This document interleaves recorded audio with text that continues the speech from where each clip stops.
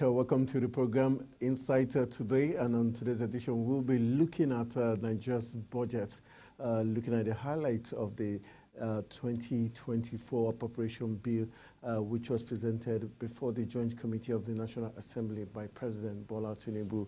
And on today's edition we'll be having Onyekunle Adesinyon, who is the Manager of Economic Analysis and Tech Solution, who will be helping us break down the highlight of the 2024 appropriation bill. Hopefully he'll be joining us in the studio a couple of minutes from now. Just to let you know that in Nigeria's 2024 proposed national budget, the country intends to allocate 40.791 billion naira out of the total federal budget of 27.5 trillion naira. Convert that to USD, that's 34.70 billion dollars. The budget is based on the adopted oil price benchmark of 77.96 per barrel at a daily production estimate of 1.78 million barrels per day. So that's what Nigeria will be basing its budget on in terms of the 2024 budget. So like I told you earlier on, Onyekunle Adesinyon will be joining us very soon to help us look at the highlights of the budget, how effective that budget is going to look at, knowing fully well that there are very key sectors of our national lives that deserves a very chunk allocation of those funds. So we've got the expenditure and capital projects that we'll be seeking to gop better half of that 27.5 trillion naira budget of Nigeria for the year 2024.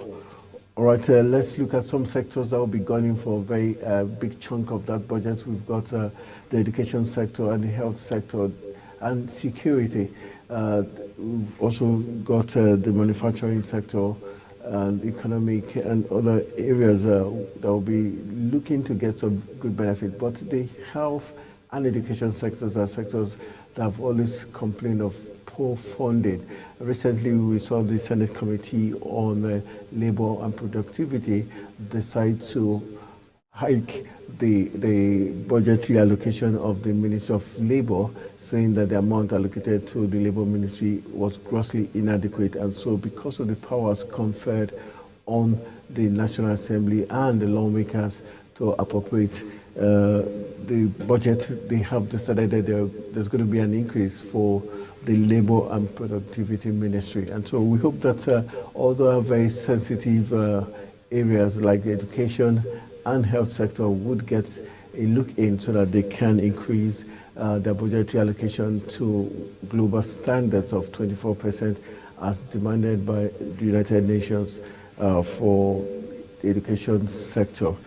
All right, we'll go for a very quick break. Hopefully, when we're back from the break, we'll be having our guest join us. He is the Manager of Economic Analysis and Tech Solutions from the Economic Growth and Development Center that is run by Professor Paco, who resides in the United States. So hopefully, when he joins us in the studio, he'll be able to break it down for us as an economic expert, to know the do's and don'ts. How successful is the 2024 appropriation bill going to be when it comes into play, and what sectors should get a chunk amount of allocations, especially knowing fully well that Nigeria is facing crisis in terms of insecurity, and also the education sector facing lots of challenges. And if you also put in the mix the fact that we've got brain drain occurring in the health and education sector, it makes it very imperative that the government must look into the education sector as a way of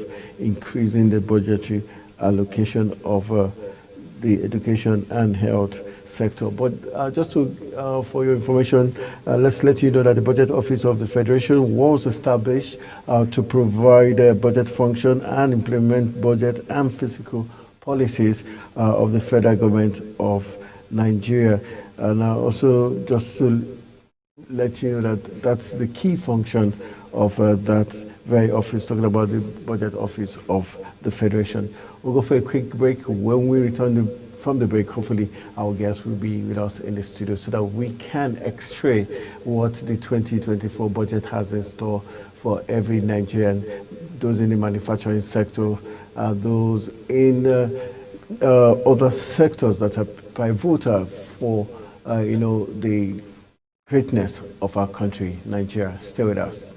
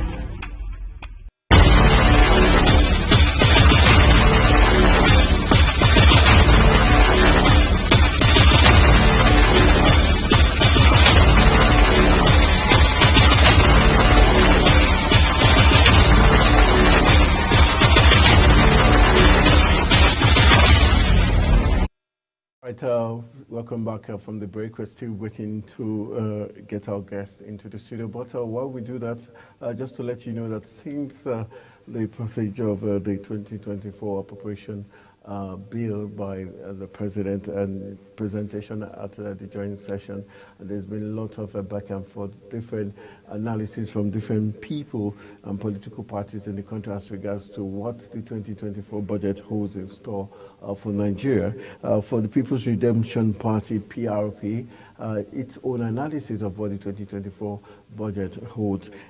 People's Redemption Party has said that the 2024 budget recently submitted to the National Assembly by President Bola Tinubu was aimed at continuous impoverishment of the people, the Nigerian people. It said a government that claimed to have inherited a bankrupt and empty treasury appears not to be circumspect of the state, as its actions, particularly in making appointment, does not appear to show that the administration was indeed serious in its desire to provide renewed hope. The national chairman of the party, Falulu Bello, in a statement issued titled "The Appropriation Bill, Saying Beyond Semantics," urged the Nigerians not to place any hope on the 2024 budget. He said, while the statistics and the assumption upon which the 2024 budget was based looks good on the surface, a thorough look at the assumptions underlying the budget showed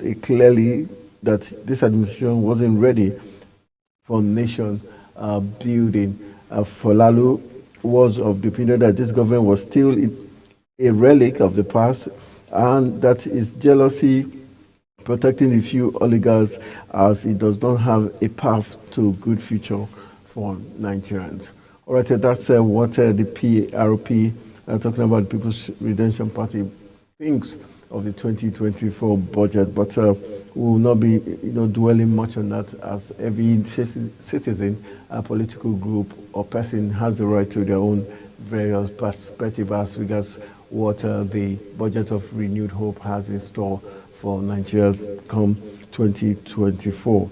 I guess the most important part of it is the allocation, the allocation sharing formula of this 27.5 trillion naira budget, and how effective it's used by the different government agencies, parastatals, and sectors that will be getting large chunk of this budget. But definitely we know that the security sector, the health sector, the education sector, sectors that are very key, that desire a very huge amount of money for it to, be able to deliver the dividends of democracy to Nigerians, especially at this time where Nigerians are facing serious economic and security challenges. It's only good that the budget is well, utilized for the good of Nigerians and the Nigerian state. All right, let's just let you know that the 27.5 trillion 2024 budget will transform Nigeria, is what federal government has assured Nigerians. The Minister of Information and National Orientation, Mohammed Idris, assured Nigerians that the 27.5 trillion naira 2024 budget presented by President Bola Ahmed Tinubu would cause a transformation once it is passed by the lawmakers. He gave the assurance while speaking at the 2023 annual public lecture on Nigerian Public Institute of Public Relations in Kaduna. Idris explained that the proposed budget signifies a pivotal step towards the realization of President Bola Tinubu's Renewed Hope agenda, which aligns to physical strategies and priorities with border and national development objectives. So let's hope all these laudable plans and hopes and aspirations of Mr. President and the APC ruling body party would see the light of day, as Nigerians are in desperate need of better lives and living conditions for them and their family members. All right, so we're on today's edition trying to x-ray the 2024 budget. Aggregate expenditure, it's targeted at 26.01 trillion naira, while personnel and pension cost is put at 7.78 trillion naira. We've got statutory transfers put at 1.3 trillion naira, and while debt service 8.25 trillion naira, very alarming. Nigeria's debt profile is so large. Then we've got the non-debt recurrent expenditure put at 10.26 trillion naira. Quite a very large one there. Aggregate expenditure 26.01 trillion naira. So these are a pictorial representation of the 2024 budget forecast, and we're hoping that the government of the day would be able to bring succor and joy to Nigerians by not just imparting this, but also making sure that everything is working out good for the good of Nigerians, and by the careful utilization of these resources that would decide the fate and development plan of the 774 local government areas in the country and the 36 states of the Federation, and in turn the country in general. All right, let's quickly go for a quick break, and hopefully let's see what we make out of it in the next 10 minutes or so. We'll return back and give you more details as regards the 2024 budget before our guest walks in.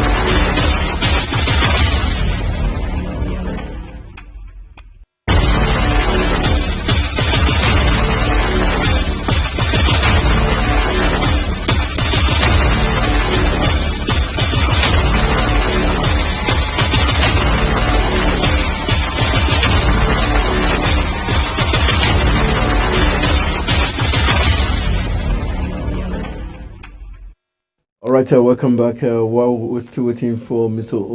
Onyekunle Adesoyan to join us, an economist who will be helping us break down the 2024 appropriation bill.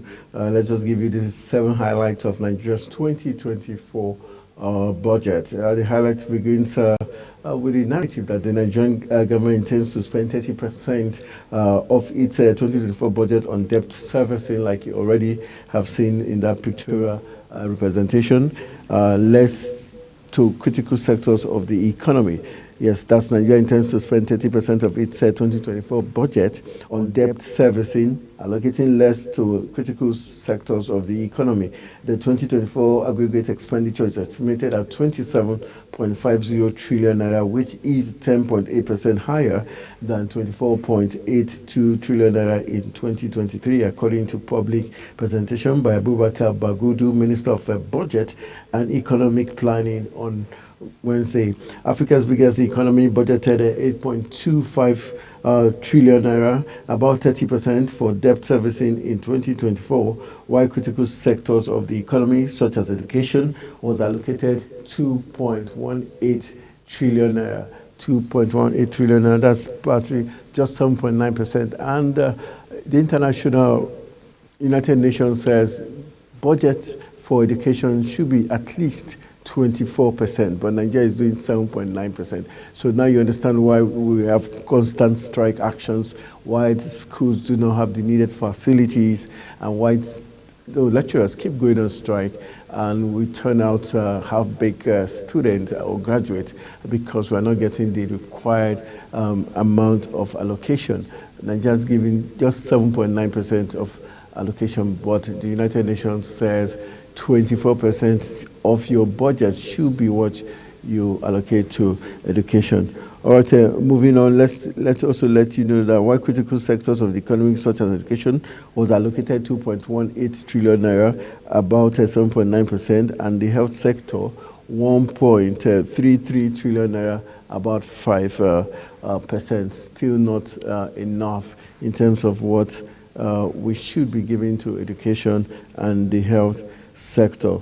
Okay, just to let you know that when it comes to the issue of infrastructure, we got defense, social development, and poverty reaction. We allocated 1.32 trillion naira, about 5%, while 3.25% respectively. That's 3.25 trillion naira, talking about 12%, and 534 billion naira, 2% respectively in budget.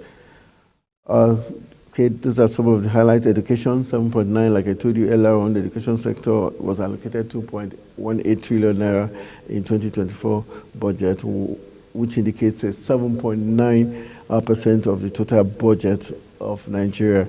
Then the amount provided for the Federal Ministry of Education and its agencies, including recurrent and capital expenditure, is put at a 1.23 trillion naira. 1.23 trillion is put together for the issue of still talking about the capital expenditure. Recurrent and capital expenditure was put at 1.2 trillion. Then the provision of Universal Basic Education Commission, talking about UBEC, transfer to the Tertiary Education Trust Fund for infrastructure projects in tertiary institutions, stood at 700 billion naira. Then in the health sector, talking about 5% of the budget, the sector was allocated 1.33 trillion naira in budget, which is 5% of the total budget, the amount provided for the Federal Ministry of Health, another very critical sector in our national life. If you look at the fact that we've got very poor primary healthcare centers scattered around the 774 local government areas of the country, you understand why we need adequate, allocation to the healthcare industry. All right, looking at that, just to let you know also that the Federal Ministry of Health and its agencies, in the issue of counterpart funding for donor, is supported programs have been pegged at 137.21 billion naira transfer to basic healthcare, and provision fund was 1% of the CRF at 125.74 billion naira. So those are some of the amounts that would how the Nigerian government intends to, allocate the monies of the 2024 budget. All right, just still looking at other issues, just to let you know that when it comes to defense and security, which is very key to Nigerians, especially when you put into consideration the different forms of insecurity Nigerians facing, the defense and security sector has been allocated 3.25 billion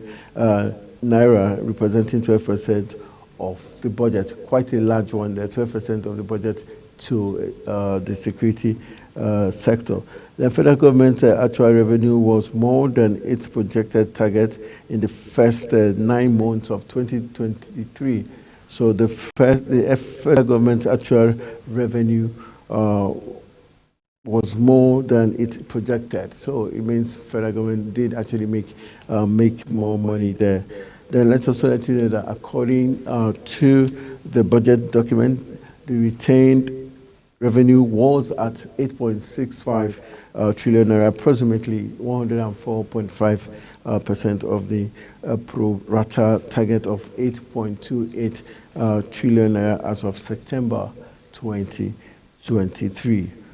All right, so at least we have a slight idea of how these monies will be shared across board for the different agencies and parastatals, so that we can get well informed as regards how the 2024 budget will be expended, especially knowing that we've got capital projects and also recurrent projects that this monies would be going into. All right, we're still waiting for Onyekole Adesinyon, who is the Manager of Economic Analysis and Tech Solutions, a partner from the Center of Economic Growth and Development Center. All right, I think we're running for another quick break. When we return, we'll probably give you some other highlights and some pictorial details as regards what's happening as regards the 2024 budget. Stay with us.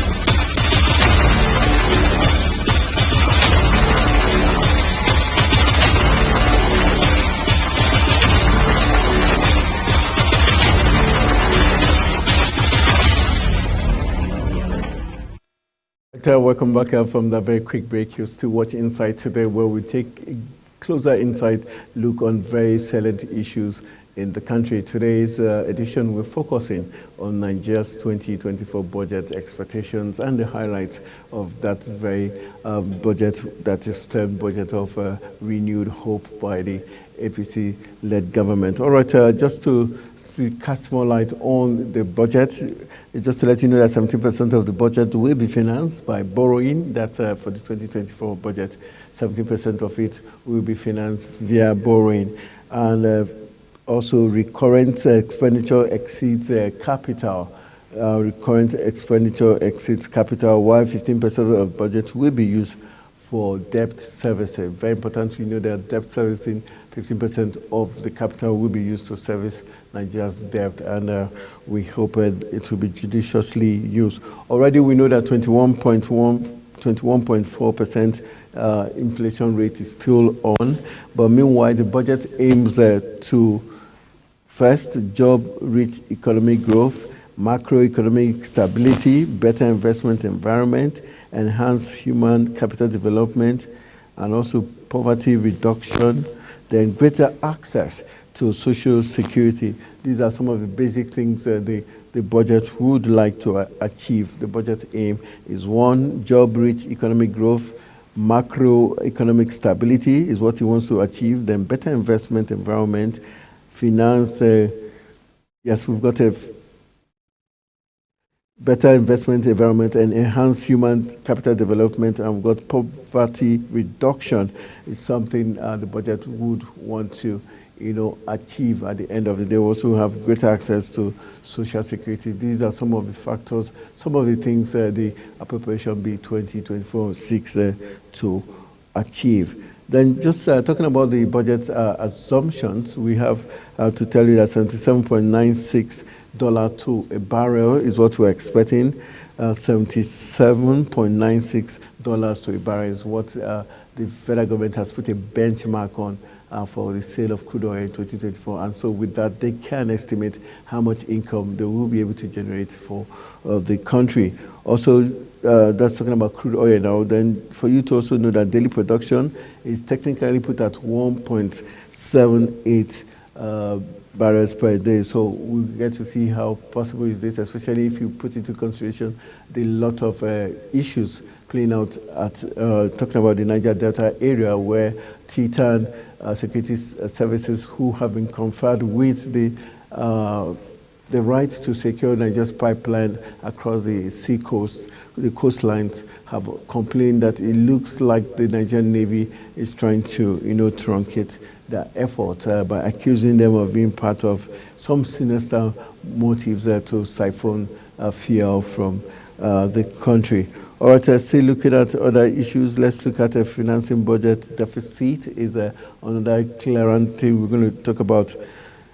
All right, talking about new borrowings totaling 7.83 trillion naira is our new debt profile in terms of borrowings. Okay, so we'll go for a quick break. My guest is here. When we come back from the break, we'll be speaking with Mr. Onyekole to help us x-ray the budget in bit.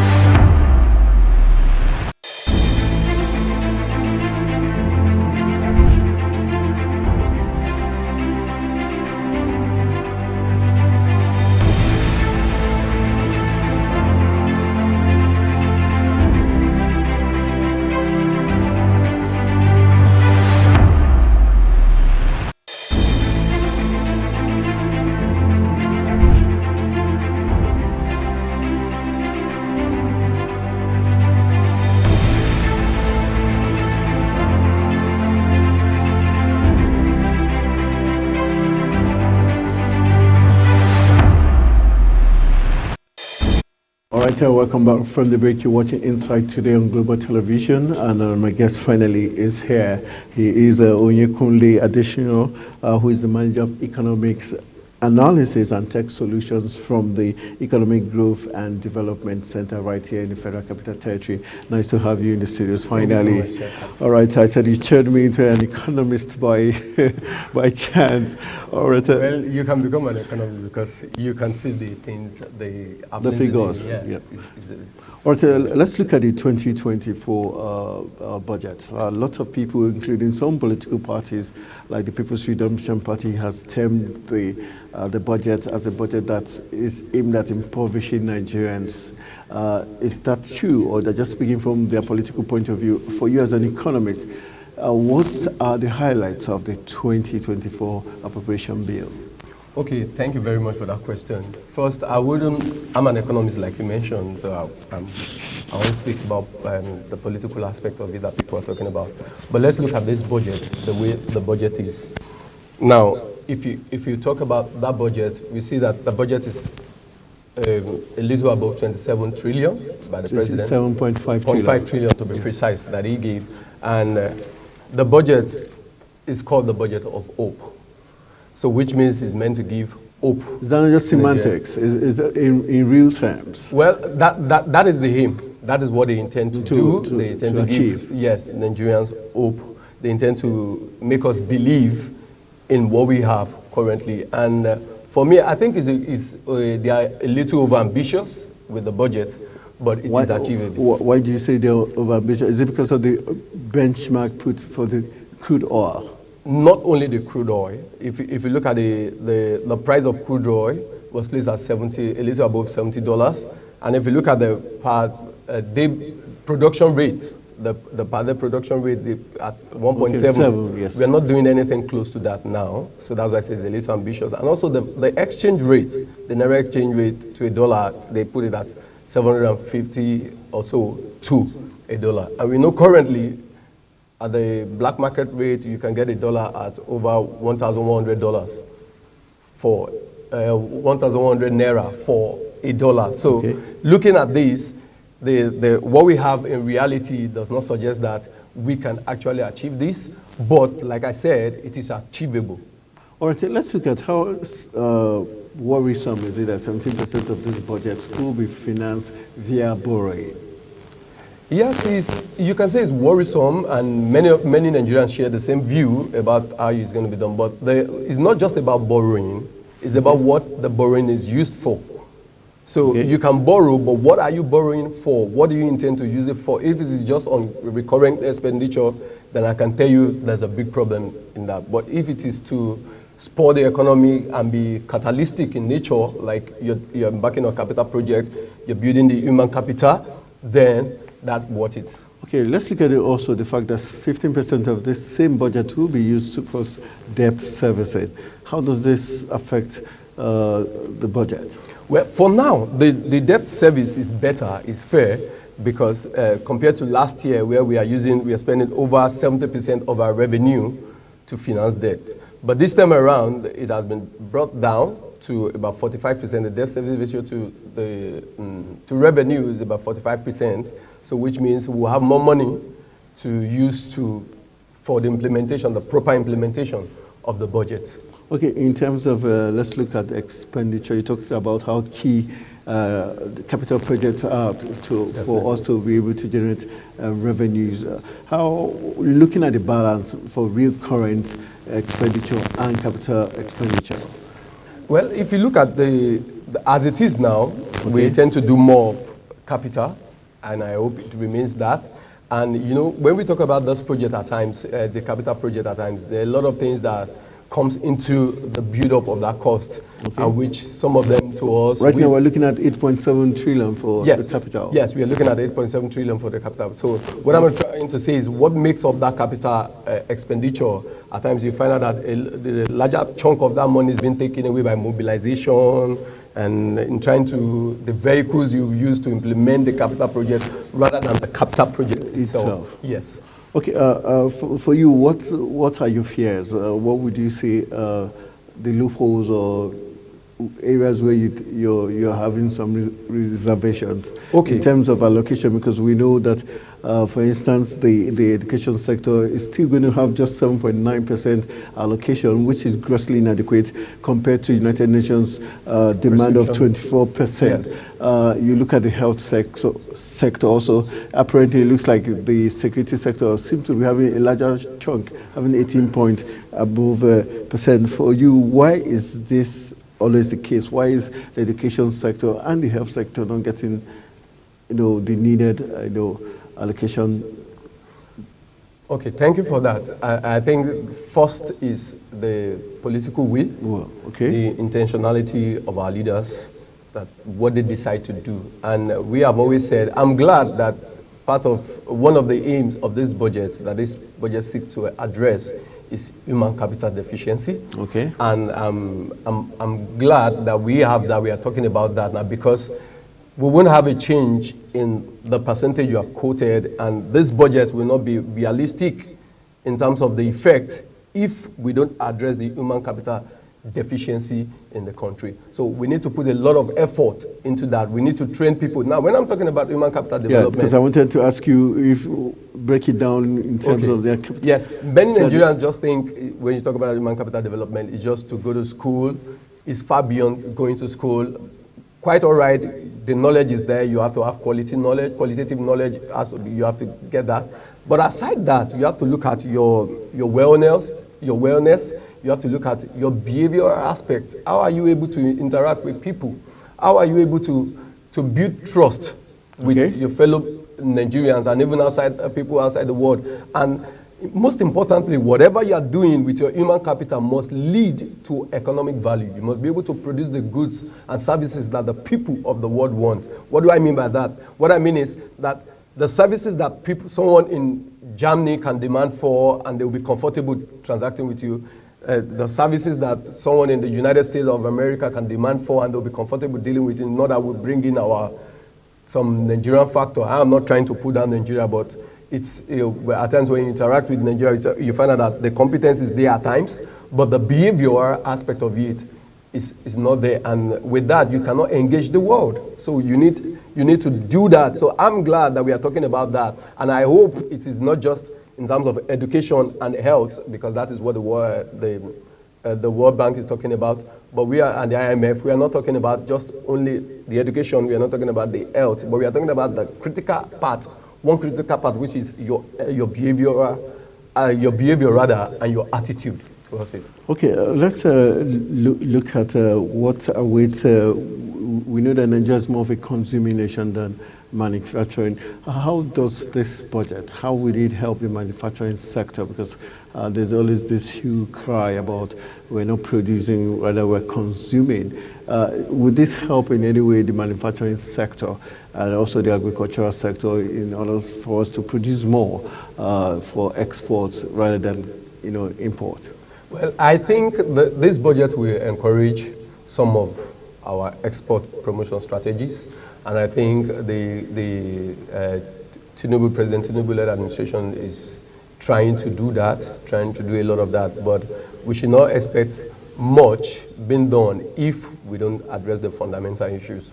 What I mean by that is some of the infrastructures that should help the implementation of this budget, that should help the economy to thrive rather, are not in place. Now, if you look at the budget, in the publication we made at the Economic Center, we have a publication, and in that you can see we did an analysis of the budget, and the current target economic growth rate is 3.76%. That is the target rate, and the inflation rate is 21.4. Now, you see a difference because currently in the last 5 years, we have only grown averagely by 1.75. And do you know what that means? That's abysmal. That means it will take us over 60 years or so for you to become developed, and that is not too good for us. And if you look at the inflation rate of October, that's just 27, a little above 27%. That is the highest we've had in the last 18 years. So these things are not suggesting that this budget can do what it says it will do, because except we start addressing those fundamental issues, and one of them is the infrastructure in terms of the access to energy. Our people don't have access to energy. You find out the electricity is not even stable. In some places you find it, they have not even seen it. Whereas we are flaring gas somewhere, gas that we can containerize and distribute so that people can be available to everywhere. Because I tell you, without energy, without power, our people cannot do much. And that also will also spur down to their cost of doing business. If you keep looking for alternative sources to power your business, you know what the price of fuel is, you know what the price of diesel is currently. So adding that up to your existing rising, because of inflation, your rising business cost, you see that a lot of businesses are going to be choked out of the system, and which is not good for us. Well, let's look at the COP28 we just went by in the UAE, and also the African Summit, and also with the help of the African Development Bank. How can all these institutions, all these summit and treaties we've entered, is it in any way going to help, the 2024 budget? Because the fact that we tend to borrow a lot to finance it. Do you think money is gotten from the COP28 in terms of for the climate change financing that the African continent is expecting to take some chunk? Are we likely to get some sizable amount there? Okay, thank you for that. And that is something, for me, the money you are going to get, you are spending a lot of money in getting it. So we should look at the cost and benefit of that. If we have over 1,400 delegates being sent by Nigeria to that is uncalled for, because as of now, Nigeria we are not supposed to do that, because we are still trying to look for a way to manage our resources, and we are spending that kind of amount. I've had some people defend that, but it is not something we should defend, because let's just do a little analysis here. Let's look at our per capita income of Nigeria, which is a little above 1,700. That is, according to IMF record, it is 1,755. Now, divide that by the number of delegates we send and multiply it by 100, you find out that the cost is high for us to do that, compared to a country like the United States of America, that they have their per capita income of over $80,000, and divide that by their number of around 700 delegates that they send, is way lower. So which means that for us to even send as much delegate to that place is not economical for us as a country. So I don't see that doing much for us, because a lot of resources have gone into that would have been saved. Very sad commentary there. All right, that's how much time is going to allow us to take on today's edition of the program Insight. Today, I want to say a big thank you to Onyekule Adesina, who is the manager of Economic Analysis and Tech Solutions from the Economic Growth and Development Center right here in the Federal Capital Territory, for joining us and helping us look at the 2024 appropriation bill. Hopefully, maybe later today on the Big Talk, he might just be around again to help us look at other salient economic issues. Thank you very much for making it to the studio. Thank you so much for having me. All right, so that's how we call it a wrap. My name remains Anthony Momoli, saying thank you for being with me on Insight today.